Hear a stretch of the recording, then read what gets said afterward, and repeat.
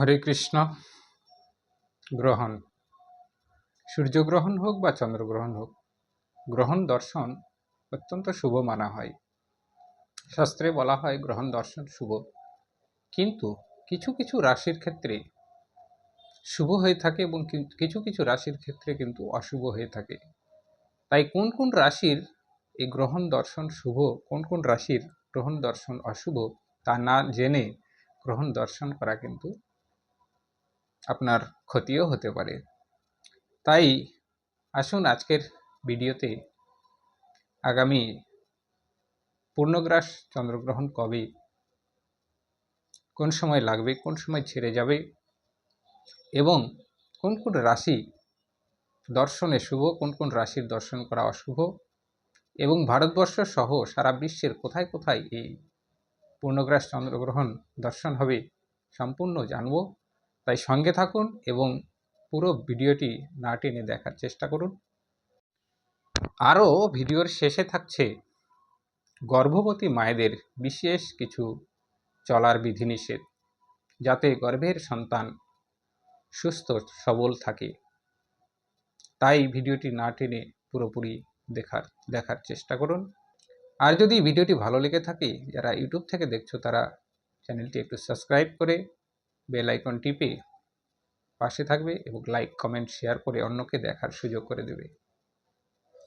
আর যারা ফেসবুক থেকে দেখছো তারাও লাইক কমেন্ট শেয়ার করে অন্যকে দেখার সুযোগ করে দেবে এবং প্রোফাইলটি একটু ফলো করে পাশে থাকবে। তা আসুন প্রথমেই জেনে নিই গ্রহণ শুরু হচ্ছে কখন। দেখো, গ্রহণ কিন্তু স্পর্শ করছে রাত্রি 9:57। ভারতীয় সময় 9:57 গ্রহণ স্পর্শ করছে। পূর্ণগ্রাস আরম্ভ হবে রাত্রি 11টায়। পূর্ণগ্রাস আরম্ভ হবে রাত্রি 11টায়। গ্রহণ স্পর্শ করছে মানে চন্দ্রকে স্পর্শ করছে গ্রহণ, তখন হচ্ছে 9:57। পূর্ণগ্রাস আরম্ভ হচ্ছে রাত্রি 11টায়। পূর্ণগ্রাস শেষ হয়ে যাচ্ছে। পূর্ণগ্রাস শেষ হবে 12:23, মানে 12:23 পুরোপুরি চন্দ্রকে কিন্তু গ্রাস করে নেবে, পুরো চন্দ্র ঢেকে যাবে। তারপরে ধীরে ধীরে ছাড়তে শুরু করবে এবং সমাপ্তি হবে কখন? রাত্রি 1:27, ভারতীয় সময় রাত্রি 1:27।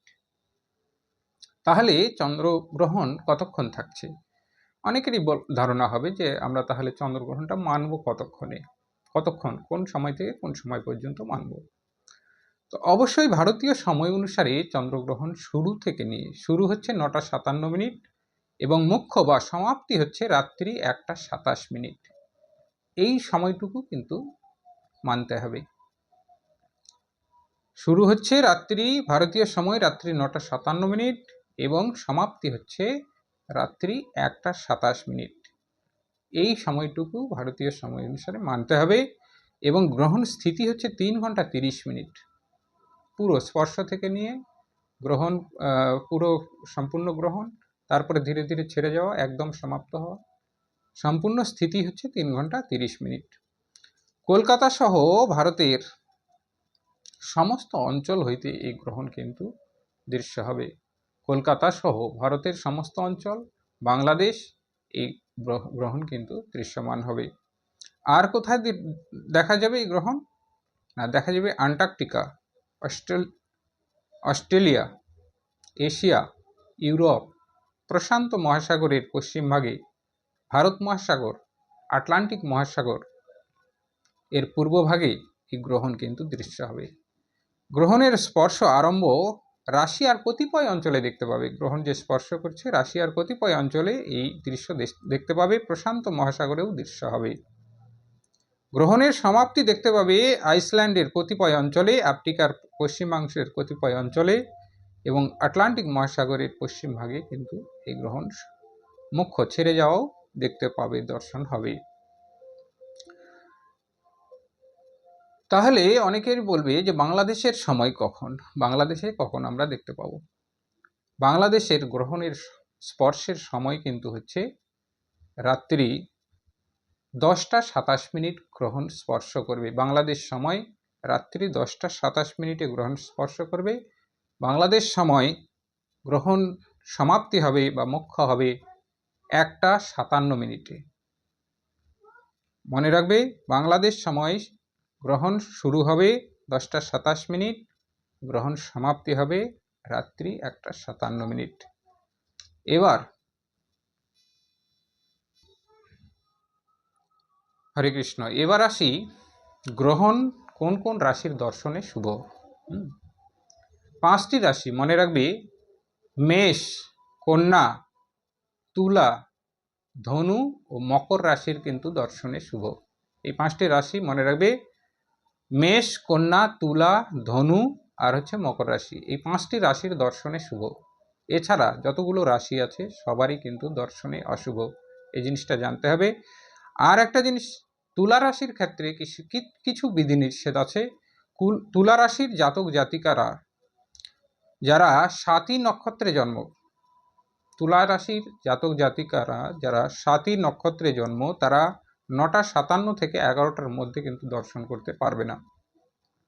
স্বাতী নক্ষত্রে যারা তুলা রাশির জন্ম, তারা 9:57 থেকে 11টার মধ্যে কিন্তু দর্শন করতে পারবে না ভারতীয় সময়। বাকি বিশাখা নক্ষত্রে তুলা রাশির জাতক জাতিকা যারা আছো, বিশাখা নক্ষত্রে জন্ম তুলা রাশির জাতক জাতিকা, তারা 11টার পরে কিন্তু আর দর্শন করতে পারবে না। এই দুটো সময় বাদ দিয়ে সমস্ত যে 5টি রাশির কথা বললাম তাদের দর্শন কিন্তু শুভ। তো অবশ্যই যে কেউ বৈধ মতে চন্দ্রগ্রহণ হোক, সূর্যগ্রহণ হোক, এগুলো যদি দর্শন করো, অবশ্যই স্নান করা কিন্তু কর্তব্য। স্নান না করলে অশুচি মানা হয় গ্রহণের সময়। আর যেহেতু এটা দৃশ্য, ভারতবর্ষের দৃশ্য, এটা কিন্তু আমাদের সনাতনী হিন্দু শাস্ত্রে মানতে হবে। আর মানা উচিত যে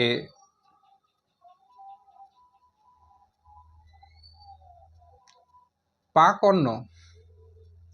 অন্ন এই গ্রহণের সময় কিন্তু গ্রহণ করা যায় না।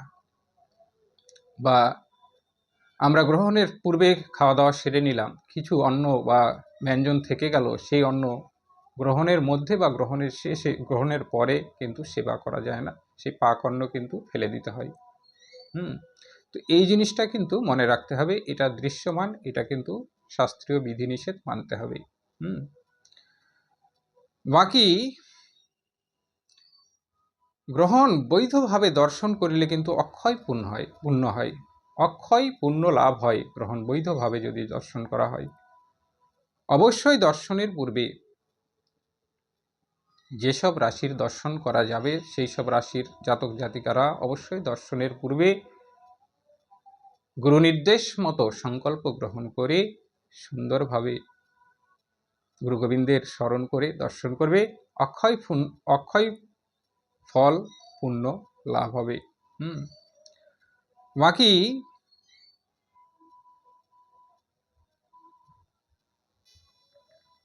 আর কি করতে নেই, যে কোনো গ্রহণ, সূর্যগ্রহণ হোক, চন্দ্রগ্রহণ হোক, যখন দৃশ্যমান গ্রহণ হবে সেই গ্রহণের ক্ষেত্রে অবশ্যই সেই গ্রহণের সময়, গ্রহণের মধ্যবর্তী সময় কোনো শুভ কর্ম কিন্তু করা উচিত নয়, কোথাও শুভ যাত্রা করা উচিত নয়। আর কি করতে হবে এই সময়?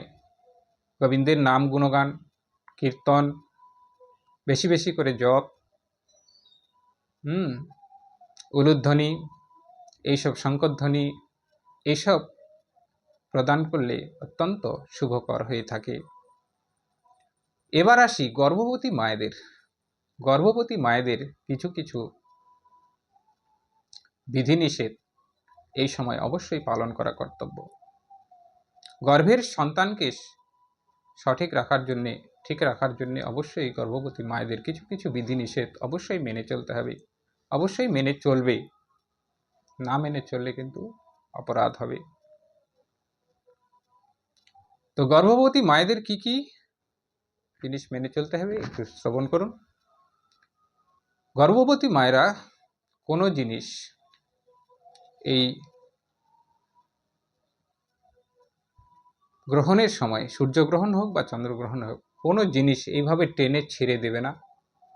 কোনো কিছু অস্ত্র দিয়ে, চাকু, ছুরি, দা, কুড়ুল, বটি, যে কোনো অস্ত্র দিয়ে কোনো কিছু কাটবে না। কোনো সবজি আমানি করবে না, ফল কাটবে না, কোনো কিছু কাটতে নেই। তাহলে সেই শিশুর অঙ্গহানি হয়ে থাকে, গর্ভের শিশুর অঙ্গহানি হয়ে থাকে। তাই এই গ্রহণের সময় চেষ্টা করবে কোনো কিছু যেন, এমনকি চুল, নখ, দাড়ি, চুল, নখ বা যে কোনো সবজি, ফল, মূল কোনো কিছুই কাটবে না। আর কি করবে? ঘর থেকে বাইরে যাওয়ার চেষ্টা করবে না, ঘরেই থাকার চেষ্টা করবে সব সময়। আর যেহেতু চন্দ্রগ্রহণ পাচ্ছে রাত্রিবেলা নিদ্রা যাওয়া থেকে বিরত থাকবে। একটু কষ্ট হবে মায়েদের, আমি জানি গর্ভবতী মায়েদের একটু কষ্ট হবে, তবুও বলবো এই গ্রহণের সময়টুকু বসে জপ করুন বা একটু ভাগবত গীতা দর্শন করুন, বসে থাকুন, ঘুমিয়ে যাওয়া থেকে একটু বিরত থাকবে। দেখবে তোমাদের শিশু থেকে সন্তান সকলেরই কল্যাণ হবে। তো জয় নিতাই গৌর হরি বল। এই ছিল আজকের ভিডিও। এতক্ষণ সঙ্গে থাকার জন্য অসংখ্য ধন্যবাদ। আবারও এর পরের নতুন কোনো ভিডিওতে দেখা হবে। ভালো থেকো, সুস্থ থেকো। হরে কৃষ্ণ।